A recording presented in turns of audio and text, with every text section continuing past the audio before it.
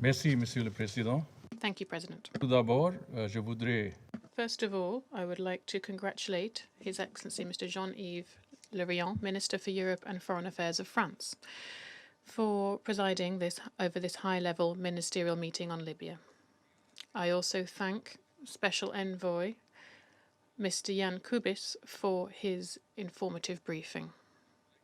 welcome His Excellency Mr. Abdul Hamid Dbeibeh, Prime Minister of Libya, other ministers present, the Secretary General of the Arab League, for joining today's briefing. I would like to take this opportunity to congratulate Germany for hosting the second Berlin conference in Libya last month. We fully support its conclusions. There has been a sense of cautious optimism with regard to the situation in Libya over the last few months, especially since the signing of the ceasefire agreement on 23rd October 2020.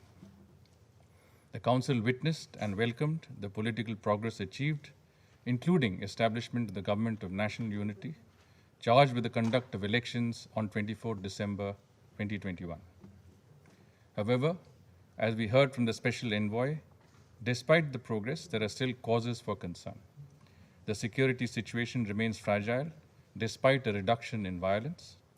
The adverse impact of the conflict on the economy has been exacerbated by the pandemic and disintegrating financial institutions. The involvement of external forces in the internal affairs of Libya has negatively impacted the progress on the political track. Mr. President, the next 6 months will be critical for Libya as it embarks on a journey towards peace and stability.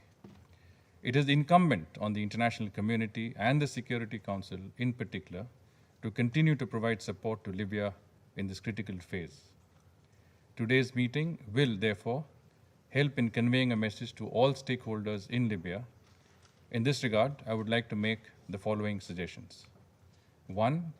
Elections need to be held as planned on 24th December 2021 in a free and fair manner. In order to achieve this, it is vital that the constitutional basis for conducting elections is agreed upon early. Regrettably, consensus in this regard is still elusive. The Libyan parties, and in particular members of the Libyan Political Dialogue Forum, need to continue consultations among themselves in order to arrive at a workable solution at the earliest. We would also urge the House of Representatives and the High Council of State to frame required legislation for the conduct of elections. At the same time, we encourage the High National Elections Commission to prepare decisively for the upcoming elections. 2. The sovereignty, independence, unity, and territorial integrity of Libya needs to be safeguarded. The peace process must be fully Libyan-led and Libyan-owned, with no imposition or external interference. We also encourage all Libyan parties to continue to make concerted efforts towards the unification of all national institutions. In this regard, we welcome the independent audit of the central bank. 3. The provisions of the ceasefire agreement and successive Security Council resolutions need to be respected.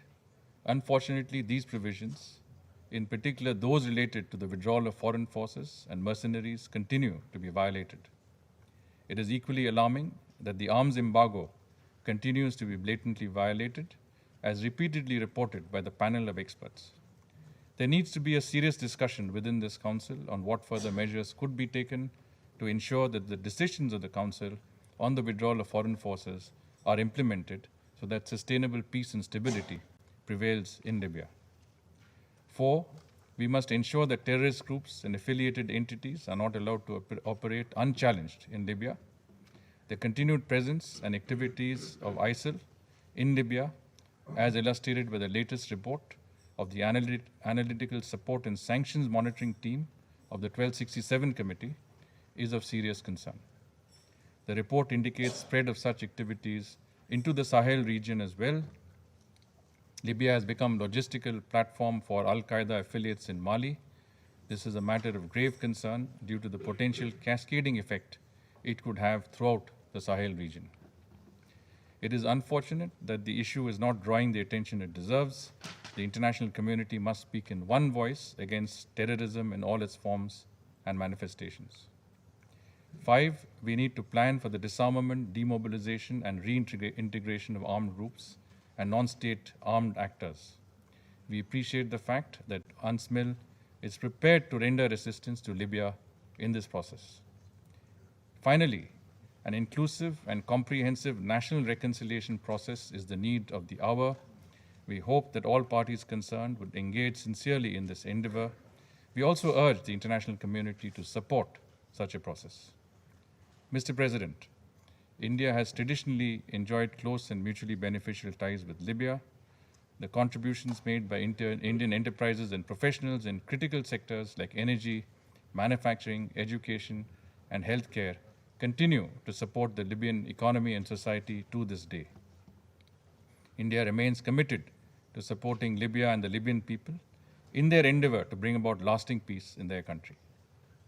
To this end, we look forward to working with the Government of National Unity for providing capacity building and training assistance in mutually identified areas. I thank you, Mr. President.